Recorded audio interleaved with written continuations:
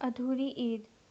پیارے بچوں، عید کی آمد آمد ہے۔ عید کا سب کو انتظار ہوتا ہے، امیر ہو یا غریب، سب کی خواہش ہوتی ہے کہ وہ نئے کپڑے پہنیں، ڈھیر سارے پیسے ہوں، خوب ہلا گلا ہو، جھولے ہوں، پیزا اور برگر ہو۔ چھوٹی عید میں سب کی یہی مصروفیت ہوتی ہے، مگر بڑی عید میں قربانی ہوتی ہے۔ گائے، بیل، دمبا، اونٹ اور بکرا کی قربانی کا ثواب الگ اور چٹپٹے کھانوں کا مزہ الگ۔ کوئی دل کلیجی کھا رہا ہے، کوئی کباب سے لطف اندوز ہو رہا ہے۔ بچوں کو اتنی سمجھ نہیں ہوتی، مگر بڑوں کو خوب سمجھ ہوتی ہے کہ قربانی کیا ہے، کیوں ہے، اس کا مقصد کیا ہے۔ مگر بدقسمتی سے وہ صرف قربانی گوشت کے لیے کرتے ہیں، فریج بھر لیتے ہیں، 2-3 ماہ کھاتے رہتے ہیں۔ قربانی کا عظیم فلسفہ نہیں سمجھتے۔ یہ تحریر ان کے لیے خاص ہے جو صاحب حیثیت ہوتے ہیں مگر دل کے کنجوس ہوتے ہیں۔ پیارے بچوں، آپ خود کوشش کریں کہ گوشت ان غریب و غربا تک پہنچائیں جنہیں سال بھر چھوٹا یا بڑا گوشت نصیب نہیں ہوتا۔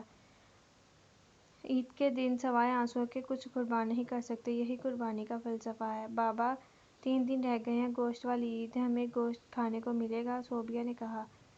ہاں ہاں، کیوں نہیں بیٹا، ہمارے ارد گرد محلے میں بہت سے افراد قربانی کرتے ہیں، بابا نے کہا۔ مگر بابا، پچھلی عید پر تو کسی نے بھی ہمیں گوشت نہیں بھیجا تھا، اب تو پورا سال ہو گیا۔ گوشت دیکھے ہوئے کوئی بات نہیں بیٹا، یہ اللہ نے ہمیں بھوکا تو نہیں رکھا تھا نا، کچھ کھایا تو تھا، بابا نے کہا۔ پیاری بیٹی، ہر حال میں اللہ کا شکر ادا کرنا چاہیے۔ بیٹا گھبراؤ نہیں، آج مولوی صاحب بیان فرما رہے تھے کہ قربانی غریب مسکین لوگوں کو نہیں بھولنا چاہیے، ان کے حقوق ہوتے ہیں، اس بار دیکھنا ہمیں گوشت ضرور بھجوائیں گے، بابا نے کہا۔ عید قربان آئی۔ صوبیہ کا بابا نماز عید پڑھ کر گھنٹہ پہلے گھر آ چکا تھا۔ بابا، ابھی تک گوشت نہیں آیا؟ بڑی بہن عافیہ نے کہا۔ چپ ہو جاؤ، کیوں شک کرتی ہو؟ سنیے، میں نے پیاز ٹماٹر بھی کب سے کاٹ کر رکھ چھوڑے ہیں، لیکن کہیں سے بھی ہمیں گوشت نہیں آیا، کہیں بھول نہ گئے ہوں گوشت بھجوانا؟ آپ خود جا کر لے آئیں، وہ مصروف ہوں گے۔ صوبیہ کی ماں، تمہیں پتہ ہے میں نے آج تک کسی سے کچھ نہیں مانگا، اللہ کوئی سبب بنا دے گا۔ سہ پہر ہونے لگی، کہیں سے بھی گوشت نہ آیا، سب بھوکے بیٹھے تھے۔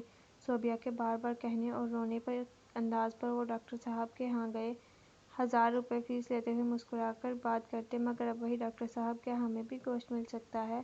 ڈاکٹر صاحب کے چہرے کا رنگ بدل گیا، وہ حقارت سے بولے، پتہ نہیں کہاں کہاں سے آ جاتے ہیں گوشت مانگنے۔ تڑاک سے دروازہ بند کر دیا۔ اب وہ سوچ میں پڑ گیا، عزت نفس کہتی کہ گھر چلا جا، مگر بیٹی کا کملایا ہوا چہرہ سامنے آ رہا تھا۔ وہ مجبوراً شیخ صاحب کے گھر گیا اور دست سوال کیا۔ شیخ صاحب نے عجیب سی نظروں سے دیکھا اور گھر گئے۔ کافی انتظار کے بعد ایک شاور پکڑایا، جلدی سے دروازہ بند کر دیا۔ گھر پہنچ کر دیکھا تو چربی اور ہڈیاں تھیں، آنسو